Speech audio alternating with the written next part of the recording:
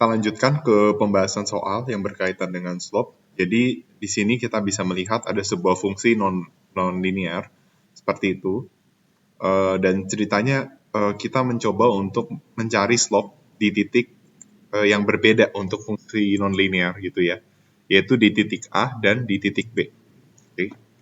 Nah, titik A itu ada di sini dan titik B ada di sini. Nah, lalu kita bikin garis linear yang garis linear yang berada di bawah titik A seperti itu ya. Jadi ada seolah-olah ada fungsi linear yang bersinggungan dengan kurva non-linearnya, dan itu bersinggungan dengan titik A juga. Begitu pula dengan titik B. Oke. Nah, sebenarnya dari kurva fungsi linear sebenarnya kita bisa dapat informasi bahwa di sini kita lihat ya, di sini kan informasi buat harga, lalu di sini adalah informasi untuk quantity. Nah, ini kan sumbu Y, ini adalah sumbu X, seperti itu ya. Nah, kalau kita mau menuliskan informasi kedua titik berupa X1 dan Y1 dan X2, Y2 itu harus ditulis seperti ini, ya. Lalu kita bisa simpulkan di titik A itu titiknya 20,34 dan 45,24, karena kita bisa lihat nih, ini adalah X1-nya, berarti kalau X1 pasangannya sama Y1. Oke. Lalu X2-nya di sini. 45 berpasangan dengan 24. Ya, jadi titik ini sama titik ini. Itu yang menghubungkan garis yang bersinggungan dengan titik A pada kurva non-linearnya seperti itu. Sedangkan yang B itu 90 dengan 12. Lalu 140 itu dengan 5, seperti itu. Nah, berarti kita udah dapat dua informasi itu, kita bisa mencari besarnya slope atau kemiringan. Nah, tadi di sebelumnya udah dijelaskan bahwa kemiringan itu adalah delta Y per delta X, atau Y2 dikurang Y1 per X2 kurang X1. Nah, hasilnya slope untuk titik A, jadi pada saat fungsi non-linear berada di titik A, itu slope-nya adalah min 0,4, sedangkan ketika di titik B itu slope-nya 0,16. Nah, ini menunjukkan bahwa kalau kurva non-linear, slope-nya itu tidak konstan. Ya. Ada titik di mana dia itu akan menjadi lebih curam, dan ada titik di mana dia menjadi lebih landai. Berarti kita bisa lihat dari A ke B itu semakin semakin landai ya. Di sini semakin curam seperti itu. Oke. Nah, selain kita mendapatkan informasi berupa slope, ya, kita juga bisa pada fungsi linear kita bisa mencari persamaannya seperti itu. Oke. Nah, kita udah tahu slope-nya itu min 0,4. Nah, kita masukkan ke rumus ini. Oke. Ini kan informasi berupa slope. Nah, yang ini tinggal masukkan Y1 dan X1. Di mana Y1 34, X1-nya 20. Maka hasilnya jadi seperti ini. Oke. Lalu menjadi seperti ini, atau jadi ada persamaan seperti ini. Ya, jadi kita bisa simpulkan bahwa di garis A itu fungsinya adalah Y sama dengan min 0,4X ditambah 39, seperti itu. Oke. Nah, Y itu kan adalah fungsi harga ya, jadi harga dalam quantity. Nantinya bisa diubah menjadi seperti ini. Y-nya jadi PQ, X-nya jadi Q. Nah, jadi IPQ sama dengan 0,4Q plus 39. Nah, ini kalau nanti kalian belajar fungsi permintaan, ini disebutnya fungsi inverse permintaan. Saya nggak akan jelaskan kenapa disebut seperti itu. Dan kalau kalau kita mau dapat fungsi Q dalam P, ya kita tinggal inverse saja. Ya. Cara nginverse-nya kan, nih, kan Y sama dengan min 0,4X ditambah 39. Berarti kita tinggal balik aja, jadi 0,4X sama dengan min Y ditambah 39. Nah, supaya jadi dalam X, itu berarti kan tinggal ini dikali 2,5, sisi kiri, sisi kanan dikali 2,5. Sehingga dapatlah I sama dengan min 2,5 Y ditambah 97,5. Oke. 2,5 P ditambah 97,5. Dari XY sama dengan min 2,5 Y ditambah 97,5, seperti itu. Oke. Itu pada saat di titik A, di mana slope-nya itu adalah min 0,4. Pada saat min 0,16 atau di titik B, dengan informasi ini juga, hasil persamaannya kita bisa cari dengan cara yang sama, nanti dapat hasilnya seperti ini untuk persamaan. Jadi intinya pada fungsi linear, kita cukup informasi X1, X2, Y1, Y2, atau jadi bisa X1, X2, Y1, Y2.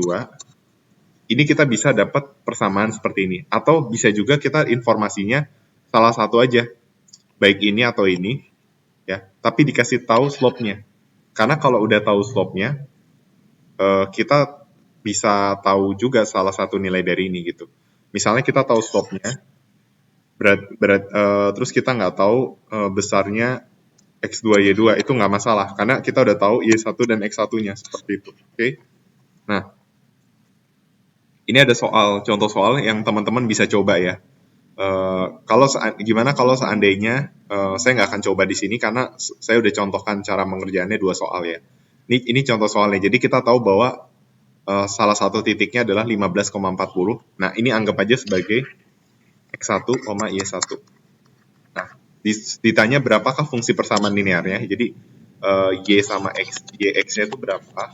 Kalau seandainya delta Y per delta X adalah min 4 ya. Jadi min 4 adalah Y2 dikurang Y1 per X2 kurang X1. Ya udah, berarti kita udah dapat informasi ininya. Kita juga udah dapat Y1 X1. Ya udah, teman-teman tinggal cari nanti dapat ya hasilnya berapa. Oke, silakan dicoba aja untuk soal nomor 21 ini ya. Nggak susah. Nah, sekarang kita masuk ke penjelasan selanjutnya. Jadi masih berkaitan dengan teori dan model. Ya, kita tahu bahwa dalam merumuskan teori dan model itu sangat penting untuk memisahkan sebab akibat atau kita kenal dengan causation dari korelasi atau correlation atau cautions and pitfall. Nah, tadi saya sudah jelaskan korelasi itu hanya menunjukkan hubungan tapi tidak menunjukkan penyebab sesuatu. Oke. Dan ini sekarang kita masuk ke dalam kesalahan berpikir ya, atau logical fallacy. Jadi ada begitu banyak jenis kesalahan berpikir atau logical fallacy. Salah satunya adalah post hoc sama post hoc ergo proper. Nah, kalau post hoc ergo proper ini atau kita nyebutnya post hoc fallacy aja, itu kesalahan berpikir yang menunjukkan sebuah kesalahan umum tentang sebab akibat. Oke. Jadi kalau dia kesalahannya terjadi pada penarikan kesimpulan. Nanti biar lebih jelas kita akan masuk ke contoh soal. Oke. Jadi intinya jika peristiwa A terjadi sebelum peristiwa B, maka benar bahwa A menyebabkan terjadinya B. Oke. Padahal belum tentu bahwa B terjadi disebabkan karena A. Oke. Ini misalnya contohnya seperti ini. Hari ini hujan. Nah, setelah hujan terjadi banjir misalnya. Berarti benar bahwa banjir itu disebabkan oleh karena adanya hujan. Meskipun kelihatannya benar bahwa banjir bisa disebabkan oleh hujan, tapi kan yang menjadi masalah, kita mesti tahu bahwa di dalam beberapa kasus belum tentu banjir itu terjadi karena hujan. Bisa jadi banjir karena misalnya pasang di air laut, atau ada sumbatan ya, dan lain sebagainya. Oke. Jadi seperti itulah post hoc ya. Ada peristiwa A dan peristiwa B. Nanti kita akan lebih jelas di contoh kasus ya. Nah, bedakan post hoc fallacy atau ergo propter dengan fallacy of composition. Ini hanya dua jenis kesalahan berpikir. Dan kalau tidak salah, saya sempat baca bukunya. Fallacy of composition ini tidak dimasukin ke edisi ke-12, tapi masih dibahas di edisi ke-11. Saya nggak tahu kenapa di justru buku edisi yang baru bukannya dilengkapi tapi malah dipotong. Tapi nggak apa-apa, saya jelasin aja bahwa fallacy of composition itu berbeda dengan post hoc. Karena fallacy of composition itu menyatakan kesalahan yang dilakukan berupa meyakini bahwa apa yang benar bagi sebagian itu juga benar secara keseluruhan. Oke. Jadi contohnya itu adalah berkaitan dengan misalnya dengan obat gitu ya. Ketika ada seseorang yang menggunakan obat A lalu dia bisa sembuh, maka dia bisa membenarkan bahwa obat A ini bakal bisa menjadi obat dari penyakit itu. Padahal yang baru terbukti sembuh misalnya baru 5 orang misalnya. Jadi dia menganggap obat itu akan efektif kepada semua orang. Nah, kurang lebih seperti itu ya. Nah, intinya teori dan model itu perlu diuji. Nah, makanya ada empirical economics ya. Jadi kalau empirical economics itu adalah pengumpulan dan penggunaan data untuk menguji teori ekonomi. Nah, makanya nanti teman-teman ketika membaca paper-paper atau penelitian lebih lanjut, nanti teman-teman akan menemukan misalnya judul penelitiannya apa, terus dikatakan studi empiris. Ya. Studi empiris dari kota Jakarta misalnya, atau studi empiris dari 10 negara. atau studi empiris di negara Asia Tenggara misalnya. Nah, jadi dia pada dasarnya ingin menguji teori apakah betul teori ini berlaku di kawasan itu, apakah betul teori ini berlaku pada subjek ini gitu ya. Itu yang disebut dengan empirical economics. Oke. Nah, sekarang kita langsung aja ke contoh soal nomor 22. Ketika harga naik, kuantitas permintaan itu turun. Ya, ini nanti teman-teman akan belajar di the law of demand. Nah, itu berarti kuantitas permintaan turun. Kalau turun itu selalu disebabkan oleh kenaikan harga. Jawabannya kenapa salah? Kan betul dong, harga naik, kuantitas permintaan turun. Berarti kalau kuantitas permintaan turun itu karena harga barang naik. Padahal bisa saja kan harganya tidak berubah, tapi income-nya turun, makanya kemampuan membeli konsumennya turun sehingga kuantitas permintaan turun. Bisa aja kan? Nah, berarti ini kesalahannya di situ. Dia termasuk apa? Dia termasuk post hoc ergo. Meskipun kelihatan mirip dengan fallacy of composition, di mana kita mungkin mikirnya, oh ada sebagian peristiwa di mana kalau KD turun itu gara-gara harga naik, tapi bisa juga harganya nggak berubah tapi income turun. Mungkin kelihatannya seperti fallacy of composition. Tapi kenapa ini masuknya ke post hoc ergo? Karena ini bicara tentang kejadian A disebabkan oleh kejadian B, seperti itu. Ya, jadi itu alasan kenapa disebut post hoc ergo, seperti itu. Ya, nanti lama-lama teman-teman bisa membedakan mana post hoc dan mana fallacy of composition. Bahkan nanti ada banyak sekali kesalahan berpikir sampai ad hominem, false dichotomy, dan strawman fallacy itu juga ada ya. Tapi kita bahasnya hanya 2 aja. Oke. Nah, sekarang nomor 23, teman saya kehilangan 5 kg dalam 1 bulan karena mengikuti program ikut herbal medicine gitu ya setiap hari tanpa adanya olahraga. Nah, tetapi kamu udah nyoba untuk menurunkan berat badan bahkan dengan sport exercise. Jadi nggak cuma herbal medicine aja, tapi kamu juga sport exercise-nya jalan. Tetapi dia kehilangan 1 kilogram, cuma kehilangan 1 kilogram sebulan, beda dengan temannya. Oh, sorry. Kalau temannya itu dia hanya pakai pendekatan herbal medicine untuk turun 5 kilogram. Oke. Sedangkan dia itu udah olahraga cuma turun 1 kilogram. Nah, makanya dia menarik kesimpulan, oh, karena temanku bisa turun 5 kilogram, sedangkan saya cuma turun 1 kilogram, berarti saya harus ganti metode dengan cara saya minum herbal medicine. Ya, karena olahraga cuma bisa nurunin 1 kilo, sedangkan kalau temannya pakai minuman herbal tuh turun 5 kilo. Nah, ini kan sering terjadi ya. Aku tuh bisa turun berat badan tanpa olahraga misalnya. Cuma minum-minum ini. Nah, terus akhirnya kita ikut-ikutan. Oh iya, aku udah olahraga tapi nggak turun-turun. Kayaknya aku coba deh minum ini herbal medicine-nya. Nah, kira-kira kesalahannya di mana? Kesalahannya adalah ada begitu banyak faktor yang mempengaruhi seseorang itu dietnya berhasil atau tidak kan. Kalau dia mau menurunkan berat badan misalnya, ini kan kuncinya dia harus defisit kalori kan. Bukannya berarti sport exercise itu tidak ampuh di dalam membuat metabolisme kita itu berjalan lebih baik sehingga kita bisa dietnya lebih lancar. Tetapi kita mesti tahu nih, oke, di sini dibilang dia itu selalu olahraga, oke? Dan cuma turun 1 kilo. Nah, yang perlu kita pertanyakan, olahraganya itu seperti apa? Yang kedua, apakah dia olahraga tetapi makannya juga tidak teratur? Oke. Kalau memang dia makannya tidak teratur, ya itu mungkin jadi kendala. Ya. Kalau dia makannya teratur, olahraganya keras, bisa jadi 5 kg juga tercapai atau lebih besar. Dan kita juga mesti tahu temennya mungkin dibilang minum herbal medicine tanpa olahraga.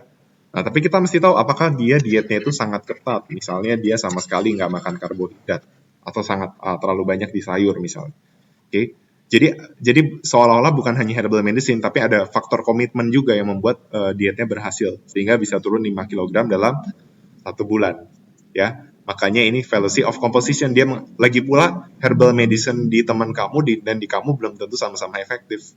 Kan? Jadi belum tentu kalau ada obat yang bisa efektif di satu orang itu pasti akan efektif di orang lainnya. Nah, makanya ini masuk ke dalam fallacy of composition. Seperti itu. Oke. Semoga teman-teman bisa membedakan antara post hoc dan fallacy. Dan di sini kita akan lebih detail nih. Ada beberapa contoh, tetapi saya nggak akan tempat untuk membacakan satu-satu contohnya.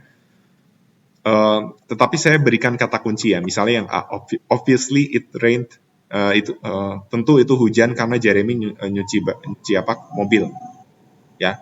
Jadi karena seolah-olah kalau Jeremy, jadi hujan itu terjadi karena Jeremy cuci mobil. Berarti ada peristiwa A, Jeremy nyuci mobil, maka terjadi hujan. Nah, berarti ini adalah post hoc fallacy. Oke. Nah, terus kalau yang soal B, itu intinya prinsipal kepala sekolah dari SMA itu menemukan bahwa student yang jatuh nilainya di algebra itu harus menghadiri tutoring program atau mungkin semacam pengayaan supaya bisa meningkatkan nilai sebesar 30%. Ya, jadi dia punya data, oh ternyata kalau ikut school tutoring program, makanya anak-anak nilainya bisa meningkat. Makanya si prinsipal, karena dia nge-require orang-orang untuk ikut tutor, nah akhirnya si prinsipalnya itu memutuskan untuk meng-hire more tutors dan require that all student must attend after school tutoring so everyone algebra grades would improve. Jadi kayak programnya ditingkatin lagi. Ya dia hire lagi lebih banyak tutor supaya lebih banyak lagi yang ikut kelas supaya si nilai algebra atau aljabar itu meningkat. Nah, ini kenapa fallacy of composition? Karena bukan berarti kalau program itu berhasil lalu kuantitasnya ditambah itu akan sama efektifnya. Bisa jadi kebanyakan nge-hire orang, tutornya jadi tidak efektif. Dan bisa jadi orang-orang yang sebelumnya sukses itu karena memang mungkin dari merekanya juga punya minat belajar yang tinggi sehingga memang masalahnya mereka adalah di tutoring. Jadi ketika ditutor memang mereka terbantu. Tapi bagaimana dengan orang-orang yang sulit untuk belajar dan nggak mau belajar? Terus bagaimana kalau nge-hire tutors tapi nanti tutorsnya kebanyakan yang tidak qualified misalnya? Ya, makanya fallacy of composition. Oke, bukan berarti kalau sejumlah 5 misalnya sukses ditambah 10 jadi sama suksesnya. Oke. Terus ini ya, recycling trust menyebabkan people itu mengemudi hybrid automobile. Karena dibilang bahwa orang yang nyetir mobil hybrid ya, itu mereka lebih recycle punya sampah mereka ketimbang mereka yang tidak punya mobil hybrid. Makanya recycling trust itu bakal menyebabkan orang punya hybrid automobiles. Nah, ini sebenarnya bukan ini post hoc karena ada dua peristiwa ya. Jadi yang pertama orang itu punya menyetir dulu mobil hybrid, baru dia recycling trust. Nah, padahal ini hanya statistik yang menunjukkan bahwa orang-orang yang menyetir mobil hybrid itu mereka merecycle sampah mereka. Tapi bukan berarti ini yang menyebabkan kan. Kebetulan aja datanya orang-orang yang, jadi ada korelasi aja gitu. Orang-orang yang nyetir mobil hybrid itu lebih ramah lingkungan, seperti itu ya. Yang D juga sama, post hoc ya. Pertama orang main golf, sehingga baru dia punya luxury car. Okay. Mirip dengan opsi C. Nah, yang E itu sama juga ya.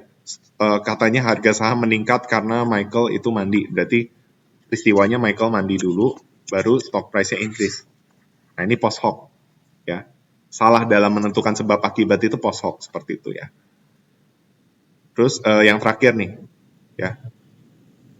Cindy itu adalah siswa dari siswa SMA yang biasanya itu selalu usually awake during her mathematics lectures. Nah, tapi mamanya nemuin dia itu kalau dia bisa desain ke tutorial kelas untuk ikut kelas tutor math, maka hasilnya nilainya dia akan meningkat 20%. Makanya si mamanya tahu nih, ternyata kalau dia ikut tutorial kelas, nilainya dia tuh bakal naik 20%. Nah, ini mirip kasus yang tadi ya. Bedanya kalau tadi kepala sekolah, sekarang ini mamanya. Nah, pokoknya berdasarkan keberhasilan tadi, mamanya memutuskan untuk spend money lebih banyak lagi supaya Cindy itu ikut tutorial kelas di semua subjek, nggak cuma matematik aja. Sehingga academic performance-nya Cindy itu meningkat di semua. Nah, ini lagi fallacy of composition. Memang mungkin Cindy itu kalau dibantu di math, dia tertolong. Tapi belum tentu kalau dia ditaruh di kelas bahasa atau kelas kimia, itu bukan berarti dia akan membaik juga di subjek itu. Oke? Jadi ini yang fallacy of composition. Ibunya menganggap kalau keberhasilan ngelesin di matematik itu akan membuat nilai matematik naik, maka di mata pelajaran yang lain juga hal yang sama. Jadi seolah-olah tuh masalah dari nilai yang jelek itu murni karena dia nggak ikut tutorial, padahal bisa karena berbagai hal seperti itu. Oke, jadi saya rasa semoga teman-teman bisa membedakan antara post hoc dan fallacy composition, meskipun ada begitu banyak jenis cacat berpikir lainnya. Nah, sekarang pembahasannya ditutup dengan kebijakan ekonomi, ya. Karena tadi kita sebelumnya juga sudah menyinggung tentang, sebelum menyinggung model teori, kita sudah menyinggung tentang pendekatan normatif yang akhirnya menghasilkan kebijakan ekonomi, ya. Jadi ketika kita sudah memahami teori ekonomi yang membantu kita paham bagaimana dunia bekerja, karena harus ada tujuan yang ingin dicapai, nah kita pada akhirnya akan melakukan judgement. Jadi bukan berarti yang bagus itu hanya positif ekonomi karena dia objektif, tapi akhirnya kita harus memberikan judgement. Nah, tetapi judgement atau pendekatan normatif itu yang baik adalah ketika kita menggunakan 4 kriteria. Nah, ini kriteria ini dibuat oleh Kessenfer. Oke. Yang pertama kriterianya efisiensi. Nah, efisiensi di ekonomi itu berbeda dengan efisiensi di berbagai cabang ilmu, ya. Kalau kalian cari efisiensi di fisika misalnya, ya, seberapa mesin itu bisa berfungsi dengan baik dan lain sebagainya, itu akan beda-beda pokoknya. Tapi yang jelas efisiensi di ekonomi itu mengacu pada alokatif efisiensi, ya, yaitu memproduksi sesuai yang diinginkan oleh seseorang dengan biaya minimum. Itu definisi efisiensi. Oke. Jadi kalau masyarakat butuhnya 50 unit barang, kalau dia produksinya 60 atau 40, berarti itu tidak efisien karena tidak tepat sasaran. Dan kalau 50 unit pun dicari yang biaya minimum. Oke. Efisiensi itu bukan bisa memproduksi dengan sebanyak-banyaknya, salah. Ya, kan orang mungkin mikirnya kalau efisien itu berarti biayanya sekecil-kecilnya, produksinya sebanyak-banyaknya, salah. Kalau produksinya sebanyak-banyaknya tapi tidak sesuai yang diinginkan oleh seseorang, itu berarti jadi nggak efisien. Efisien itu berarti tepat sasaran, alokatif. Kalau udah tepat sasaran, baru goals biaya yang minimum itu kita capai. Oke. Lalu ada equity atau keadilan. Nah, equity mah artinya kalau di ekonomi itu dia lebih melihat misalnya unsur pemerataan. Oke. Meskipun kita tahu nantinya tidak semua itu serba sama rata, ya. Tetapi ekonomi itu melihat dari perspektif yang berbeda, seperti beda dengan perspektif hukum. Kalau perspektif hukum, keadilan itu dilihat dari hukum yang berlaku. Jadi ketika seseorang melanggar hukum, keadilannya dia harus dipenjara misalnya atau diberikan hukuman. Tetapi kalau dari ekonomi, ketika seseorang bersalah, dia akan melihat apa yang menyebabkan orang itu bersalah. Ya, misalnya ketika ada orang yang mencuri, nah kita harus pelajari ketika orang mencuri, apa yang mendorong dia, motifnya apa? Apakah karena pemerintah belum cukup membiayai masyarakatnya dengan baik sehingga masih ada pencurian? Berarti dalam hal ini misalnya pemerintah apakah harus disalahkan? Nah, itu ekonomi. Ya, dia melihat dari sudut perspektif yang berbeda. Nah, tetapi nanti kita akan bahas tentang distribusi pendapatan dan kekayaan itu, kalau merata berarti dia setara, ya. Terus ada juga selain dua hal ini, efisiensi equity, yang nantinya juga ada trade-off, ada juga economic growth atau pertumbuhan ekonomi, ya. Teman-teman mesti tahu, sekalipun lagi belajar mikro, harus tahu apa itu pertumbuhan ekonomi, ya. Pertumbuhan ekonomi itu berarti peningkatan dalam total output pada sebuah perekonomian. Nah, total output ini sejalan juga dengan yang namanya GDP atau pendapatan domestik bruto, seperti itu.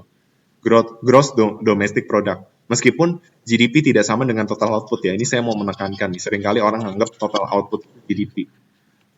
GDP bisa sama dengan total output, tetapi GDP tidak selalu sama dengan total output. Umumnya total output itu lebih besar dari GDP. Ya, saya nggak akan jelaskan ini karena ada kalian harus belajar ekonomi makro juga. Oke. Lalu yang keempat, stabilitas atau stability, yaitu suatu kondisi di mana output nasional tumbuh dengan stabil. Apa itu arti stabil? Stabil itu berarti kan inflasi itu mempengaruhi ini, ya, harga-harga barang secara keseluruhan. Kalau inflasinya rendah, berarti harga barang itu cenderung tidak berubah atau perubahannya mendekati nol. Makanya inflasi yang rendah itu bisa disebut ekonominya stabil dan penggunaan sumber dayanya itu harus full employment. Jadi seluruh sumber daya digunakan seutuhnya. Oke. Nah, sekarang kita masuk ke soal terakhir, mendiskusikan tentang efisiensi dan equity, ya.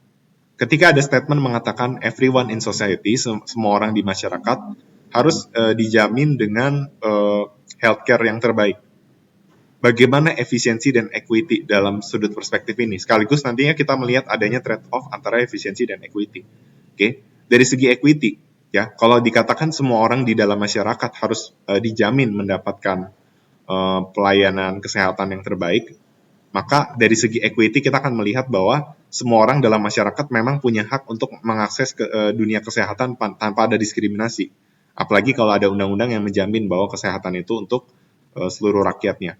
Itu equity-nya, ya. Sedangkan efisiensinya apa? Efisiensinya adalah kalau seandainya kita mengutamakan kesehatan ke semua orang, jadi kalau kita mengutamakan equity, maka pasti tidak akan tepat sasaran atau well allocated.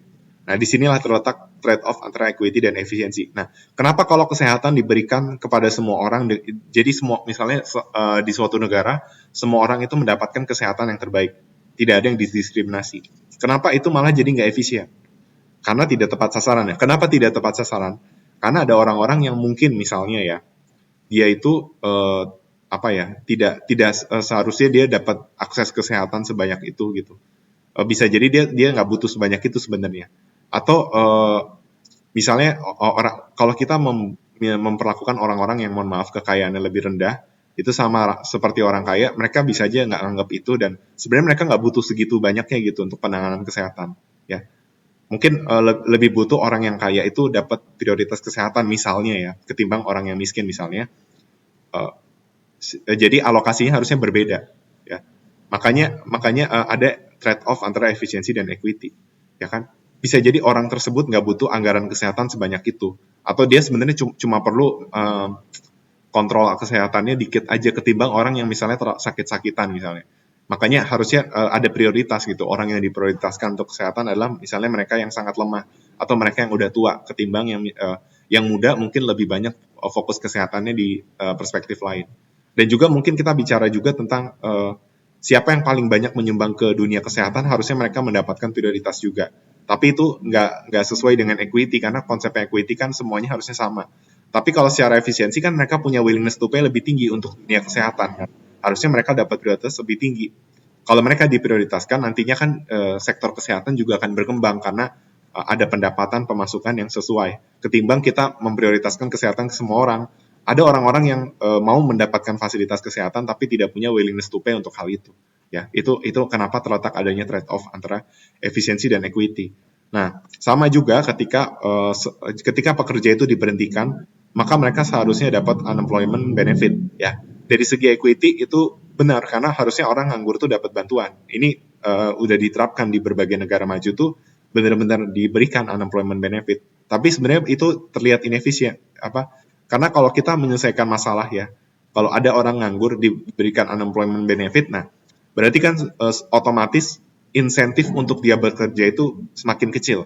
Karena meskipun bantuannya itu nggak sebanyak kalau dia kerja, tapi intinya dia tetap dibiayai. Dan itu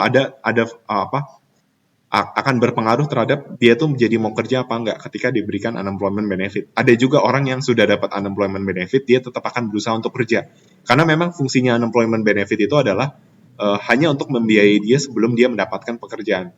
Tetapi misalnya mental-mental di negara berkembang atau di negara maju pun mayoritas orang sudah dapat unemployment benefit dan dia merasa kehidupannya cukup, dicukupi, maka mereka jadi nggak mau bekerja. Ya, dan itu jadi inefisien, ya kan? Orang jadi nggak mau kerja, negara jadi punya tanggungan terhadap pengangguran, gitu.